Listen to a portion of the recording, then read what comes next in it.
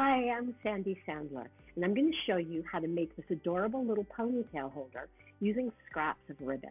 So let's get started.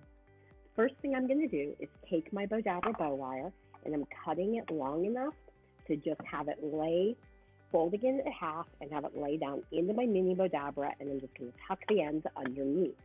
Then I took some scraps of ribbon and cut them into, these are probably about 4 inches or 5 inches, and we just cut them at a point.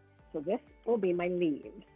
I'm just going to lay these in and just kind of do a little pinch in the middle and lay this one in here. So it's just so simple. You can make flowers. I mean, you don't have to use scraps of ribbon, but what I love about this is also a scrap. I have no idea what it even came off of.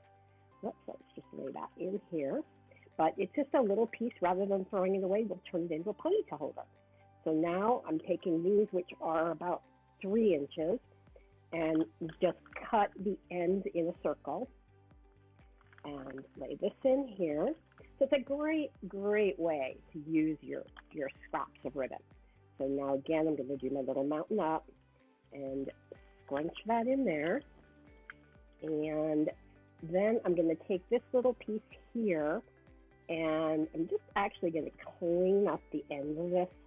It just doesn't really look like a petal to me. Let's do this. Let's kind of just clean it up. There we go. And then we'll just lay this down in here.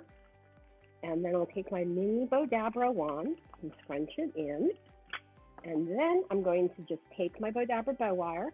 And the reason I folded it in half is now I have a slip knot. I'm going to pull this through, pull it really tight. You know, what's cool about this is you can actually tie this onto a wreath as a decoration. I just love flowers with my mini Bowdabra. It's so easy to do.